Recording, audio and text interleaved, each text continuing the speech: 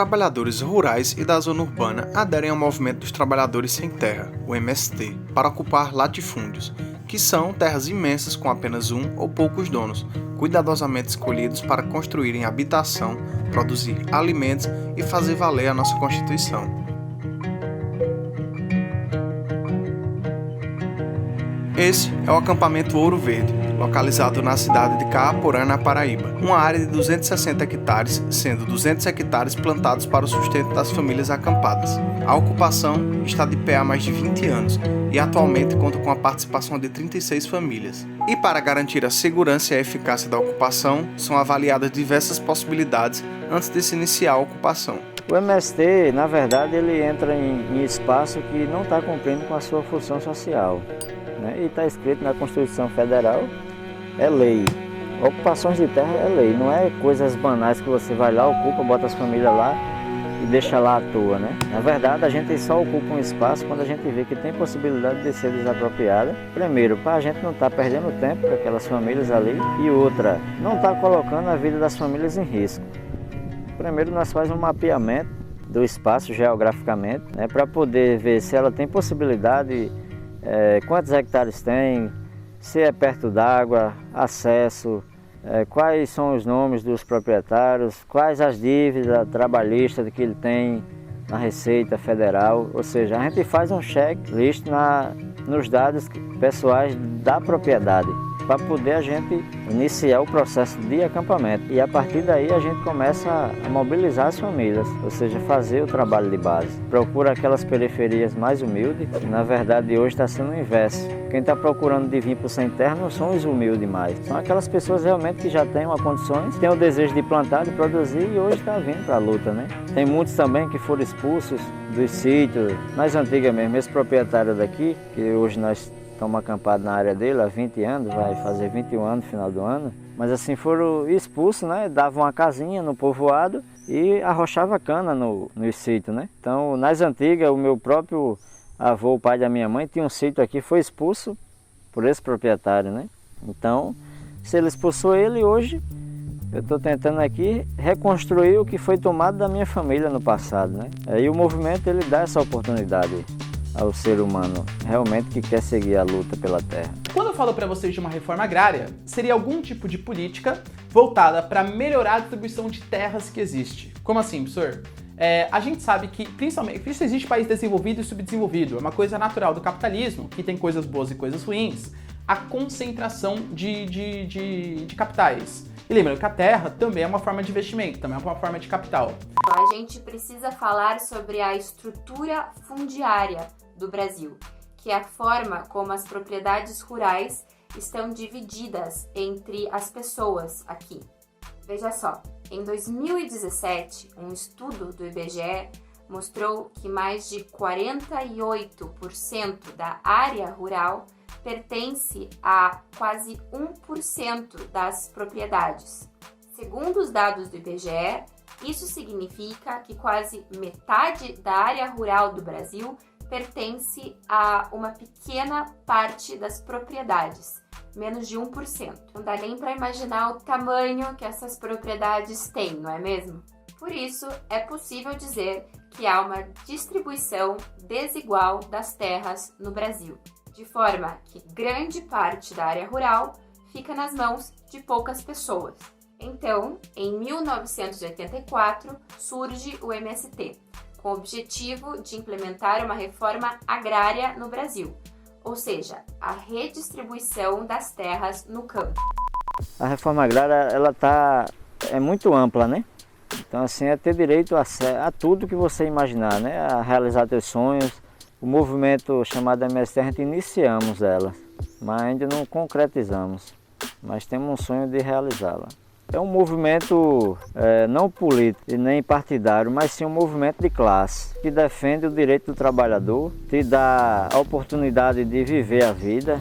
Esse é um movimento que abre as portas para você, para aquelas pessoas que acham que o mundo está perdido, que está acabado, né? Então, abre um leque na tua vida, porque imagina só, tu vive numa cidade, tudo que tu quiser tu tem que comprar. Se tu quer uma batata, tem que comprar. Se tu quer uma macaxeira, tu vai ter que comprar. Se tu quer um inhame, tu vai ter que comprar. Quando pega num precinho acessível, tu sai fora. Imagina só no preço que está hoje. Então o MST ele te dá essa oportunidade de vida. Ter acesso à terra, ter acesso à água, ter acesso à vida, na verdade, no geral, né? Quem era que conhecia que ocupações de terra era lei? Não tinha esse conhecimento. Também nós temos um setor jurídico que nos defende também, que nas antigas não tinha, então dava espaço para os grandes proprietários milicianos, às vezes tirar a vida, mandar perseguir agricultor, mandar perseguir lideranças, e hoje é totalmente diferente. A gente vê que hoje a construção de vida é totalmente diferente do que nos anos 60, nos anos 80, veio dar uma melhorada dos anos 90 para cá. Mas para trás era pauleira mesmo, os trabalhos eram feitos nas escondidas, nas entucas. Hoje você faz um trabalho de base, você anda de cabeça erguida, né? Às vezes o próprio povo procura você para... Mas eu quero ir para tal acampamento, eu quero me acampar, isso, aquilo, outro.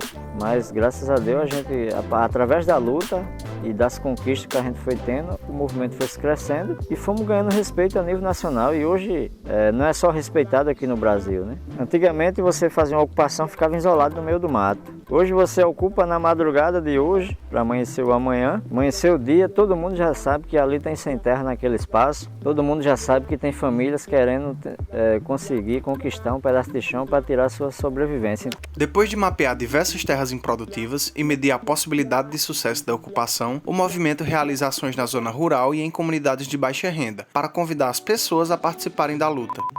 E a minha história, ela iniciou-se a partir desse convite que foi feito. Na época, quem me convidou na minha casa, que eu falei para você, no lugar daquela minha casa hoje, antes era uma casinha de taipa da minha mãe, que nós morava lá, um monte de 7 irmãos.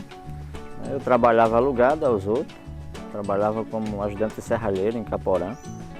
Aí a partir daí que foi feito esse convite, eu já não fui trabalhar mais. Para mim, eu vou dar baixa lá na minha carteira e vou cair no sem terra. Não tinha acesso à terra, dignidade, que tudo isso o movimento nos dá e nos traz. Né? Força de vontade, interesse de viver a vida, porque assim, você viver numa sociedade capitalista, oprimido pela grandes políticos aí que a gente vê, para nós aqui, não só para mim, como para as 35 famílias, 36 comigo, né? Todos hoje têm o que comer, têm o que vender, têm o que dar hoje. Agradeço primeiramente a Deus e ao Movimento Sem Terra chamado MST.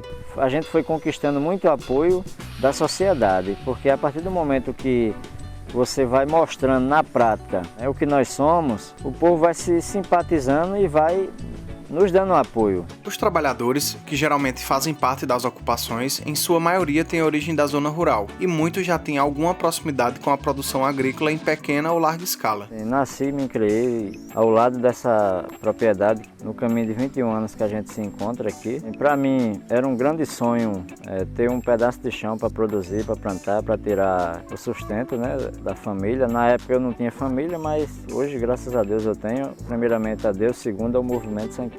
Cada acampamento possui sua forma de se organizar, tanto na gestão do trabalho quanto na distribuição de posses. É que assim, a gente funciona de uma seguinte maneira. Alguns trabalham coletivo, troca os dias de serviço, tipo, eu vou ajudar Sara vai no meu roçado me ajudar.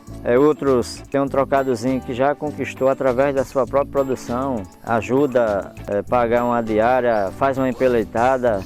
Eu estava com o mato para limpar e ele interessado para ganhar o dinheiro para poder limpar o mato. Ele me ajudou e eu ajudei ele da mesma forma. Antes de entrar no movimento, aqui no acampamento Ouro Verde, eu trabalhava alugado. Na época eu cheguei a limpar uma conta de mato até por R$3, R$5 e trabalhar o dia por 5, 10 contos, né?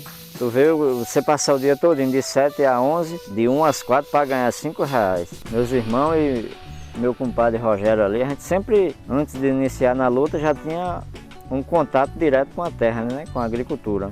Eu posso dizer assim, é um paraíso, porque assim, onde você planta, colhe, vende, né? Arruma um troquinho para investir, seja lá num transporte, seja lá numa construção de uma casa, e para nós é uma honra, é um privilégio viver aqui.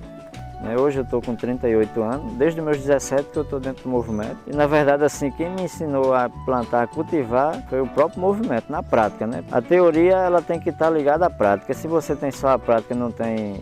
A teoria também não serve de nada, tem que estar interligado os dois juntos. Macaxeira, inhame, batata, milho, isso a gente não compra. Porque nós mesmos produzimos, a gente já vende, já doa. Mais antiga, quando a gente não tinha o que comer, que ia pro roçado de alguém pedir uma batata ou uma macaxeira, né? Às vezes antes da pessoa pedir, o cara já estava oferecendo. Então eu faço do mesmo jeito. O que você puder fazer para ajudar o próximo, faça. E não espere recompensa dele não. A Constituição brasileira afirma que o poder público deve extinguir as ocupações de terra que não cumprem sua função social. Por isso, as ocupações como a do MST, que ocupam as terras para gerar trabalho e habitação, têm respaldo da lei. Aqui a gente optou cada cá ir pro seu lotezinho, né? Alguns já têm suas casinhas prontas nos lotes e outros, por conta da pandemia, as coisas lá em cima, material, tudo caro. Até porque a gente não constrói algo do dia para a noite. Você vai construindo a passo, né? E segundo, a conquista da terra, que não é só o meu sonho, né? Sonho coletivo, né?